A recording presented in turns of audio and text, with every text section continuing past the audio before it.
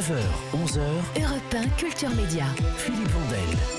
Dans moins d'une heure, c'est l'actu chaude. Le Premier ministre Jean Castex va recevoir à sa demande une délégation de responsables du milieu du cinéma. On ignore la raison exacte de cette convocation, mais les professionnels du secteur espèrent obtenir un assouplissement des conditions imposées par le couvre-feu, à savoir une dérogation pour que les salles ferment plus tard. Alors c'est absolument pas gagné, vu qu'on parle au contraire de durcir, comme un peu partout, les restrictions liées à la crise sanitaire. Les salles de spectacle et les cinémas ont beau tenter ou même réaménager leurs horaires. Le manque à gagner est abyssal. Toutes ou la plupart sont au bord du gouffre. Beaucoup menacent de fermer définitivement. Pardon pour ce tableau un peu noir. Bonjour Isabelle Gibalardi. Bonjour Philippe, merci pour cette invitation. Merci d'être là. Vous êtes vice-présidente de l'Association française des cinémas d'art et essai et propriétaire du cinéma Le Grand Action à Paris qui se trouve dans le 5e arrondissement. Bonjour Jean-Robert Charrier. Bonjour. Vous êtes le directeur du théâtre de la Porte Saint-Martin à Paris. Je précise que vous nous parlez de chez vous, car vous avez été déclaré positif au Covid. Tout va bien ? Enfin, cas contact, pas positif pour l'instant. Ah, on m'avait dit positif. Cas contact, pour l'instant on ne sait pas. Asymptomatique en tout cas. Et pas dans mon théâtre, le contact, attention. D'accord, merci de le préciser également. Isabelle Gibalardi, savez-vous pourquoi Jean Castex a demandé à voir 6 responsables de votre profession dans 38 minutes, parmi lesquels la patronne de Gaumont, Sidonie Dumas, ou le président de la Fédération nationale des cinémas français, Richard Patry? Alors écoutez, ça, ce sont les secrets de la politique. Donc je ne connais pas exactement les raisons de cette demande. Par contre, ce dont je peux vous parler, ce sont de nos revendications. Ça, j'en doutais pas une seconde. Mais d'abord, ces gens-là, on leur a demandé de venir. C'est plus qu'une convocation, parce que c'est toujours un plaisir de parler avec le Premier ministre et même une obligation. Tout à fait. Mais il n'y a pas d'ordre du jour. Écoutez, moi je ne le connais pas. Il y en a certainement un, mais moi je ne le connais pas. Question à Jean-Robert Charrier avant qu'on revienne avec Isabelle. Est-ce qu'une réunion avec le Premier ministre est prévue pour vous, pour le monde du théâtre ? J'en ai pas la moindre idée, non, je ne crois pas, non. Vous n'avez pas entendu ça. Le lendemain de l'annonce du couvre-feu qui obligeait 20 millions de Français à rester chez eux entre 21h et 6h, la ministre de la Culture, Roselyne Bachelot, a fait une demande de dérogation pour que les cinémas et les salles de spectacle ne ferment pas. Demande rejetée par le Premier ministre. On va commencer par ça, souvenez-vous. Pour que des règles soient comprises, pour que des règles soient acceptées, il faut qu'elles soient les mêmes pour tous. S'agissant du secteur de la culture, j'y reviens, impacté par ces dispositions, nous déploierons tous les moyens, nous l'avons indiqué également hier, pour amortir le choc que cela va représenter pour lui, et les discussions continuent à cet effet. Je suis sûr, je l'ai entendu d'ailleurs, que ce secteur va aussi s'adapter à ces règles du jeu, mais encore une fois, il est clair, il faut que les règles soient les mêmes pour tout le monde. La réponse est sans appel. Est-ce que vous comprenez le sous-entendu de Jean Castex? S'il accorde une dérogation à vos salles de cinéma, à vos salles de spectacle, les restaurateurs, pour ne citer que, vont prendre ça pour du favoritisme. Non, nous ne comprenons pas tout à fait, non. Les salles de cinéma sont parmi les lieux les plus sûrs de France. Le président Macron l'a dit lui-même. Dans une salle de cinéma, nous respectons évidemment les distances sociales. Nos spectateurs gardent leur masque du début jusqu'à la fin. Ce sont des lieux totalement sûrs. Nous demandons au gouvernement...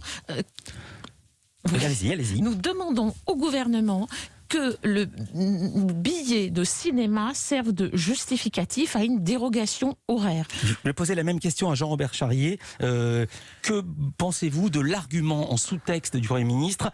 Si vous accorde cette dérogation, il va devoir l'accorder à beaucoup d'autres professions, notamment les restaurateurs.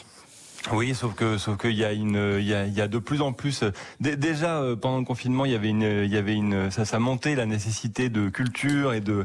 C'est pas du tout abstrait de dire ça, mais je veux dire on a besoin pour affronter cette période épouvantable de culture, de cinéma, de théâtre. C'est plus qu'une nécessité. Je veux dire, c'est quand le président parle d'union des Français face à cette crise, un des meilleurs moyens d'être unis, un des meilleurs moyens de se soutenir et puis de s'élever un peu, c'est la culture. J'ai bien compris. C'est pas d'aller au restaurant.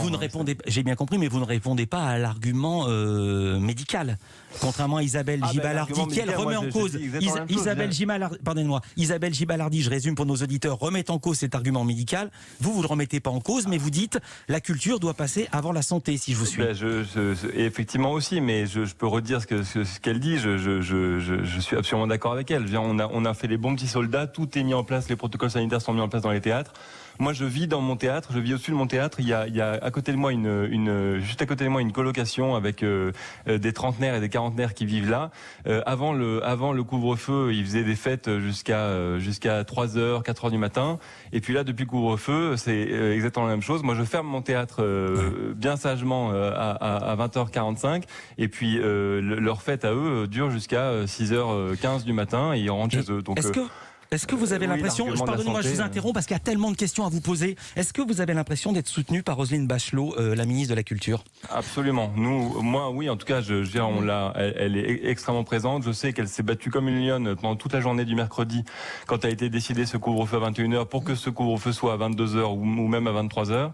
Et elle a absolument conscience que une heure de plus nous aiderait énormément financièrement. Elle s'est battue comme une lionne et je voudrais qu'on fasse entendre le bras de fer entre Roselyne Bachelot et le reste de l'exécutif. En tout cas, l'interprétation qu'en a faite Nicolas Canteloup, c'était lundi sur Europe. Chez Canteloup, la ministre de la Culture racontait avoir plaidé la cause des théâtres et des cinémas auprès du président Macron. J'ai demandé au président Macron une dérogation pour le monde de la culture. Mes amis du théâtre qui souffrent de l'opéra et qui souhaitaient pouvoir avoir une fermeture, 23h. Et Emmanuel Macron voulait 21h, vous le savez. Et donc ? Eh bien, Emmanuel a refusé 23h. J'ai donc fait un premier pas vers lui et je lui ai dit 22h. Et il a dit non, c'est 21h, c'est 21h, c'est 21h. Bah et après ? Oh mais je ne lâche rien, j'ai fait un deuxième pas vers lui. J'ai dit allez, Emmanuel, allons, 21h30. Il a dit non, 21h. Et après ? Vous savez, je ne lâche rien. Donc j'ai fait un troisième pas vers lui. J'ai dit ok, va pour 21h. Il m'a dit écoute, faut que les gens quittent le théâtre au max à 20h30. Roselyne Bachelot ne lâche rien, mais ce que ça dit, c'est que les hôpitaux passent avant les salles de spectacle. Oui, les hôpitaux passent avant les salles de spectacle, bien entendu. Mais comme je l'ai dit, effectivement, les salles de cinéma sont totalement sûres par rapport à d'autres lieux qui sont ouverts à la fréquentation. Et ce que nous demandons, en l'occurrence... Vous savez quoi ? Ce que vous demandez, c'est la deuxième partie de Culture Média. On voulait faire l'état des lieux. Et ce que vous avez à demander à l'exécutif, au ministre de la Culture et au Premier ministre, vous restez avec nous, Isabelle Gibal-Hardy et Jean-Robert Charrier. À tout de suite. Europe 1 Culture Média.